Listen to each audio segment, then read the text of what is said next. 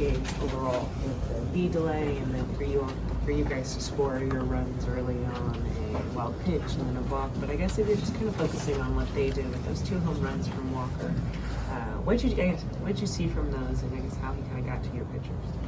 Well, yeah, crazy day. First off, I thought Landon did a heck of a job. You have a 2-hour delay, and he wanted the baseball, felt he wasn't going to put himself in harm's way, and I give him a lot of credit for giving us what he had. Early on, I think Walker got a pitch up in the zone and hit a homer, and then in that last inning, it was just one of those things that we had one guy left in the pen, Gus Barlin, and so you have to give Chris a chance to go out there and try to give us another inning, and he left a change up, I think, and Walker put a good swing on it. Offensively, I just thought we had our chances, and we just couldn't capitalize. So it's just one of those days, and you got to reset and pick up the pieces as far as the pen for tomorrow. And we got Yamamoto going, so I feel great about that, and try to win a series. Was just because of usage? Yeah. Like the 5 out of the last 8. It was 5 out of 8, yeah. With, obviously all the injuries you have in the bullpen right now, is it feeling a little bit like there's going to be nights like this where there's tough decisions, or you're just not going to have a ton of, maybe some of the options you would have envisioned coming into the year? Oh, absolutely. I mean, you got to look at the roster and, look who you have available that particular night, and, and go with the best you can. And early on, I wanted to use Hudson, in the meat of the order, and Chris was going to close the game. And, that's just where we were at. And so he threw up a 0 in that first inning, and unfortunately we couldn't tack on more than 1 in that 10th. But it's one of those things that every team's in the same situation.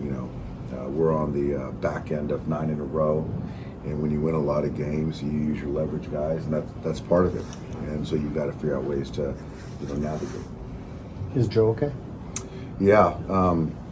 So there was something with his right groin area, and he wanted to stay in the game, and so we'll see. I think obviously in that situation, there's adrenaline, but he did finish the inning, which is great. But it's hard to imagine he's not gonna pitch tomorrow with the usage, and then we'll just kind of see where he's at as far as physically. He tweaked it just feeling that ball? Yeah. Would you do like a preventative scan or anything like that, or just no. See how he comes in tomorrow. But regardless, he's going to get 2 days off, with the off day. So we'll kind of reassess then. Did you have time to think about the Buehler situation during the delay? What Buehler situation? You said he wasn't finished pitching yet when we talked. Well, I think he ended up going 5 innings, 75 pitches, and he said he felt great. Was a little tired as far as just kind of pitching, but we're going to circle up here tomorrow and figure out, the next course of action. But I'm optimistic. How weird was that whole B situation at the start of the game? Man, I've never seen something like that.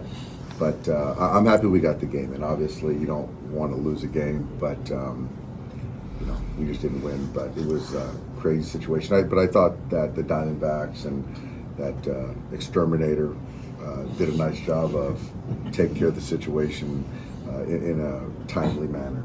Was the game close to getting called or postponed? It was, but there was debate on the timing of the schedule and when we could play again, and so all that. It just made more sense that there's delays all the time with weather, not necessarily bees, but we got it. Bee removal, not extermination. Twitter people have made that. What's that? Bee removal, not extermination. Yeah. People are very We have to sensitive protect to the this. bees. Don't kill the Lines. bees. Yeah. They were humanely released on a farm upstate. Well said. Thank you. Nice guys.